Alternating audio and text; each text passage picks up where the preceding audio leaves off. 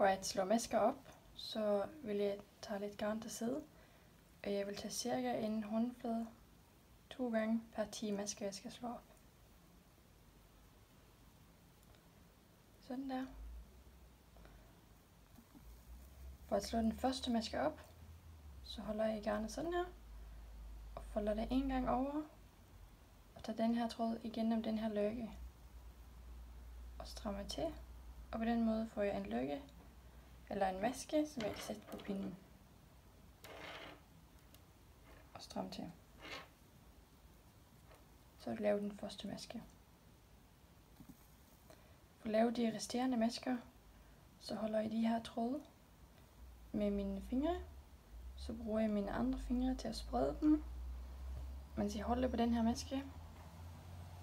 Så tager jeg strikpinden i den her tråd, og henter den anden tråd, og igennem den her løkke, strammer til. Og sådan slår jeg masker op, så mange som der nu står i opskriften.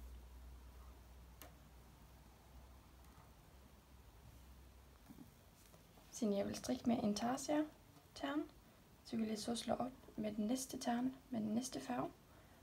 Og det gør jeg præcis på samme måde. Folder garnet over, laver løggen, sætter løggen på pinden, bare i forlængelse af de masker, jeg slog op tidligere. Og så slår jeg mine næste masker op med den nye farve.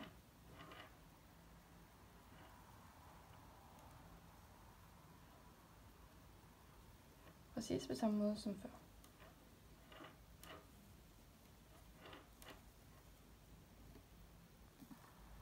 Nu har jeg slået op 3 tern med 3 forskellige farver, og jeg skal til at strikke.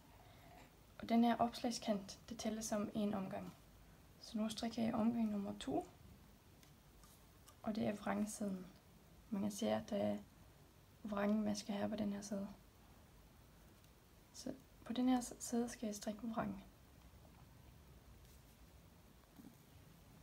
For at de her tern skal hænge sammen, så er det meget vigtigt, at man snor garntrådene rundt hinanden. Og fordi at de hænger ikke sammen her fra starten af, så skal man gøre det en maske før den sidste maske. Altså jeg har en maske tilbage, så vil jeg tage den nye tråd, altså i mit tilfælde den her rosa tråd, og sno en gang rundt om den hvide tråd. Og så vil jeg strikke igen med den hvide tråd. Det kan godt være lidt besværligt, og man kan godt komme til, at det bliver lidt løst her. Men så vil jeg strikke den sidste maske med den hvide tråd. Så vil jeg stramme. Og så vil jeg lægge den hvide tråd under den nye tråd. Så altid når man skal skifte farve, så skal man tage den nye tråd op underfra. Så at den gamle tråd kommer under den nye tråd. Så vil jeg strikke den næste maske.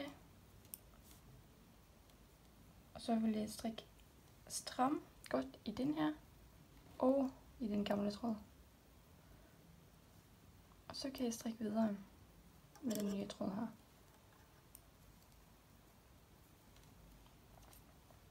Og det er kun første gang, at man, når man skifter farve, at man skal gøre det en maske før. Så nu vil jeg strikke videre til her, den anden sidste maske på det her tern, og så gør det samme igen. Nu har jeg igen en maske tilbage af det her tern før næste tern. Så jeg vil snu tråden rundt om den hvide tråd en gang, så den kommer tilbage her. Og så vil jeg strikke med den her. Den sidste maske. Strikke spring. Så vil jeg stramme til. Og så vil jeg tage den nye tråd. Den hvide tråd. Underfra. Sådan at den pinke tråd kommer i klemme på en eller anden måde. Under den hvide tråd her. Så vil jeg strikke en maske med den hvide tråd. Og så vil jeg stramme i begge to, både den hvide og den pink. Og man kan næsten ikke stramme for meget, når man skal stramme de her. Så bare at hive til. Så kan man strikke videre. Og man kan godt, efter man har strikket lidt, stramme igen.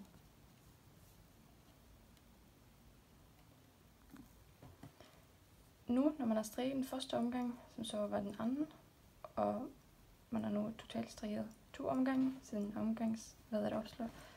opslagskanten tæller som en omgang, så skal man ikke længere sno tråden om en maske før. Så vil man strikke frem til det, når tæerne er færdige, og så vil man tage tråden op underfra, så at den gamle tråd bliver fanget i klemme under den nye tråd.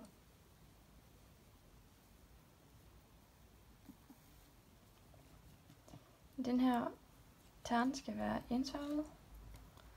Så det her tern vil jeg altid strikke med den her hvide farve, som er min basisfarve.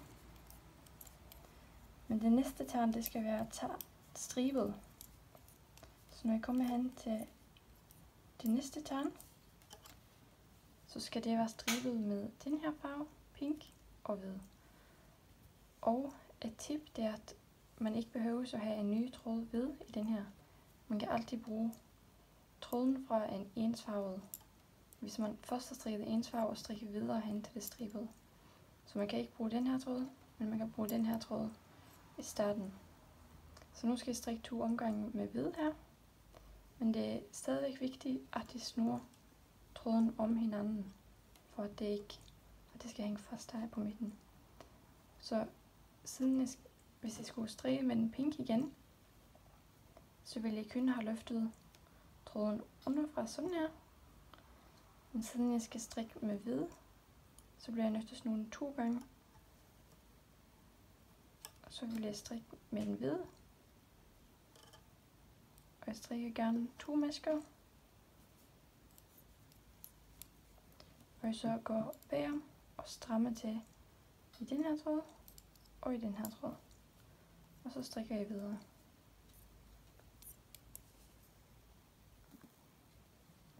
Så når man skal skifte tråd, når det ikke er stribet, men bare man skal skifte almindelig tråd, så vil jeg lægge den gamle tråd over og plukke den nye tråd, man skal strikke med, op underfra. På den her måde. Og strikke med den nye tråd. Måske 2 masker. Stram. Så er det meget vigtigt, at man går bagom og strammer i den her gamle tråd, før man strikker videre. Og så er det, at man skifter farve på ternene. Når man skal sno trådene på vrangsiden, så er det præcis det samme. Man tager den gamle tråd og lægger den over det nye, og tager den nye tråd, altså den man skal til at strikke med, op underfra den gamle, og strikker med den, så at den nye tråd bliver fanget i klemme. Den gamle tråd bliver fanget i klemme. Så bliver strikke en maske og stram i den gamle tråd her. Og strik videre. Og det er vigtigt, at man strammer i den gamle tråd her. Når jeg nu har strikket så mange omgange, som der står til min størrelse, og jeg skal skifte tern, altså der skal være stribet tern over det ensfarvede her, og skal der være et ensfarvet tern i kontrastfarven her, og en stribet igen over den her. Og mens jeg har strikket de her, så har jeg haft 3 tråde, en hvid, en kontrastfarve og en hvid igen. Men nu skal jeg altså have en 4. tråd, for at det skal gå op. Så jeg tilføjer en ekstra tråd her i det første tern, så jeg kan strikke det stribet. Og det tilføjer jeg bare ved at starte med at strikke med den nye tråd. Helt almindeligt, ligesom jeg ville strikke med den anden tråd.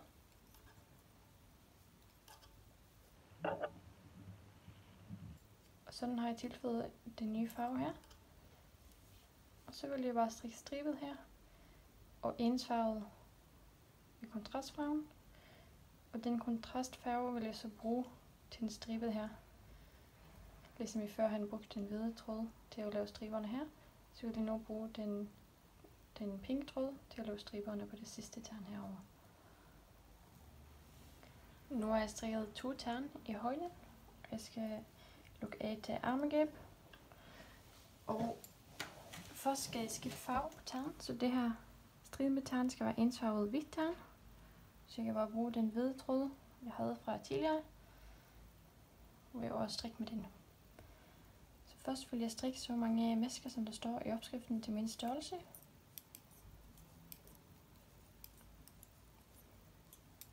Sådan. Og så vil jeg lukke så mange masker, som der står til min størrelse. For at lukke maskerne af, så vil jeg strikke først 2 masker. Og derefter vil jeg bruge min venstre pinde til at løfte den første maske over den anden maske. Jeg vil strikke en maske mere. Og løfte igen den maske over den yderste maske. Og det vil jeg gøre, indtil jeg lukker så mange masker af, som der står til min størrelse. For at jeg skal lukke den sidste maske af, så skal jeg strikke en maske på den næste tern. Og det skal jeg så strikke i en hvid farve, så det skal blive stribet. Så jeg vil lige snurre tråden rundt om hinanden her. Og strikke videre med den hvide. Og så vil jeg lukke den sidste maske af. Sådan der. Nu har jeg kun så mange masker, der tilsvarer de her 2 tern. Mens jeg har lukket af her og har et halvt tern tilbage her. Nu vil jeg strikke frem hertil og lave indtægning. For at lave en indtægning, så vil jeg strikke indtil jeg kommer til de 2 sidste masker på pinden. Og så i stedet for bare at strikke en maske, så vil jeg strikke begge masker sammen. Så jeg tager pinden igennem begge masker og henter tråden og ud igen. Og på den måde har jeg lavet en indtægning. Og det vil jeg gøre på hver rigtig pinde. Så nu vil jeg strikke vrang tilbage over her, indtil jeg er kommet til det her armegab. Og så vil jeg vende igen og strikke tilbage, mens jeg hele tiden laver indtægninger på retpinden her i slutningen af pinden. Og de sidste masker her, de første man strikkede, de ligger bare til hvile, indtil man har strikket den her del færdig, hvor man bagefter strikker videre på det her stykke. Nu har jeg strikket forstykket færdigt, hvor jeg har lavet de her indtægninger på retsiden og strikket videre, hvor jeg stadigvæk har skiftet de her farver på tern. Og jeg bagefter har strikket det her første maske, hvor jeg strikket, også bare frem og tilbage, mens jeg har skiftet farve på ternet. Nu vil jeg lægge maskerne til hvile, og det vil jeg gøre på sådan en maskevejer. Men man kan også gøre det på en garntråd ved hjælp af en uldnål. Men jeg synes det er smart med de her maskevejer, fordi så kan jeg sætte den på pinden, og så dreje pinden igennem. Og så bliver den lagt over på den her. Og så kan jeg tage den af, og så lægger jeg maskerne til hvile, mens vi strikker det andet forstykke.